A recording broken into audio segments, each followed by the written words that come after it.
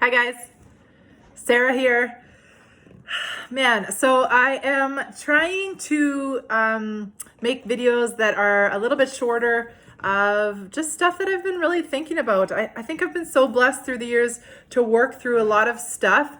And what I have found is as I just have conversations and share with people, a lot of times people are like, oh, I never thought of it that way, or I didn't think of that before. And so I thought, why not just make short little videos to kind of I don't know, challenge you or to share what I've learned or whatever. So today I thought I'd make a quick little or talk just really quickly about personal development, personal growth.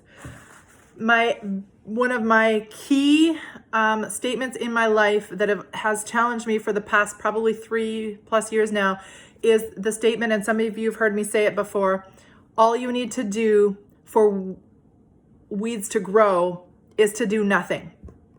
And that has so impacted my life in everything, in how we can, let's say, literally go out and plant a garden, let's say at the start of summer. And if all you do is just ignore it, essentially do nothing, weeds are going to crop up and you are not going to have very much good stuff coming out of that garden at the end of the summer if you failed to take care of it, failed to water it, failed to keep pulling out the weeds that cropped up. And how parallel that is to our lives, and how we need to challenge ourselves in that. If you have only been coasting through life and you're constantly feel like there is some things that are going good, but that there's a lot that you're still wanted in your life, or dreams that you wanted, or goals that you set for yourself, and you find that it's a constant cycle of maybe things are good and then they go bad. Is it possible that you're just not weeding when you need to be weeding? And weeding is a continuous thing. You can go out and weed your garden, and in another couple of weeks, guaranteed, those things are very persistent, annoying, right? And they are kind of cropping up again. So growth, personal development should be a lifelong process. And I love John Maxwell. John Maxwell is an incredible author and speaker, spoken to probably millions by now.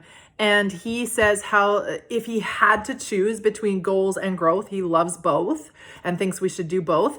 But he says if we had to choose one, it would always be choose growth. Because if you choose growth, you're never satisfied. And see, here's the thing: if you choose growth, everything is organically going to happen. If I, let's say, set just a goal for myself, okay, I'm gonna, I don't know, lose 10 pounds, for instance, and I reach my goal of losing 10 pounds, then what? Do I just stop? What if I changed it to, I am going to continuously challenge myself to live healthier than I did the day before, or to equally match whatever it is that I'm challenging. I'm going to drink just as much water as I did the day before. Whatever worked for me, I'm going to continuously push for that. And I'm always going to challenge myself to live a little bit healthier tomorrow. Or not even, I feel like live in the present. So what can I do today to live my healthiest life? And if I set a 10-pound goal, great, you can set those goals for yourself. But what about afterwards? Are you just going to stop there and then start eating all the junk? Are you going to stop working out because you hit your goal? The danger in setting goals is, will you just stop when you've reached it? And the thing with growth is you're never satisfied with stopping. And so if I'm working on myself, which I've been really passionate about doing this year, everything is going to organically happen. Do you want a better marriage? Work on yourself. Do you want to become a better parent? Work on yourself. Do you have stuff inside of you that's been sitting and, painful stuff? Work on yourself. Get stronger in other areas, and eventually the painful stuff is going to be able to organically maybe come up, and you're going to have worked on yourself enough that you'll be able to handle stuff that comes up by asking for, because if you're healthy enough, you know that asking for help is a good thing. Work on your emotional and your spiritual stuff. Get healthy in those ways and become intentional in that, and everything's going to organically start to come. You're not going to be satisfied to stay where you are if you're not in the place that you want to be, that you've envisioned for yourself, that you've wanted for your life. I feel like if you are the type that says, I don't really like reading. I don't like podcasts. They're boring. I don't know. That stuff's not for me. I would beg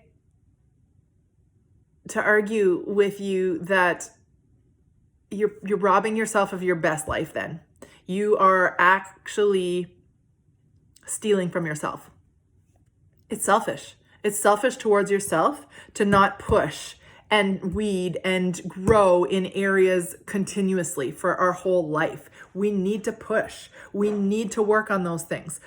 You're robbing yourself, not only that, most importantly, but you're robbing the world also of the great, beautiful potential of a person that you are and designed to be. We need to take the time, you guys. We need to take the time to work on our stuff. You can't just go to the gym and work on your physical body. What about the non-physical stuff? The non-physical is the most important. That's who we are, our mind, our soul, our spirit. Those are the things who make us who we are. And so many of us ignore that part. We're able to dedicate maybe to the outside appearance and don't actually take the time. My girlfriend told me something so cool. I don't know I'm sure there's different studies on this, but that how, an average study was done on how many hours we spend of our life in driving in vehicles. And it was about 3 years in a vehicle.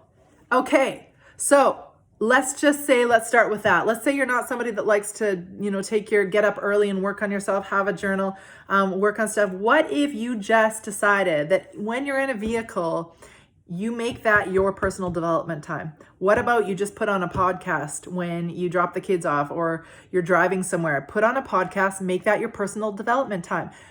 We have time to slot in our day where we're filling our spirit, our mind, our soul with stuff that matters, with stuff that deals with the deep stuff, that starts to weed stuff out, that you get stronger in areas, you learn, you pursue.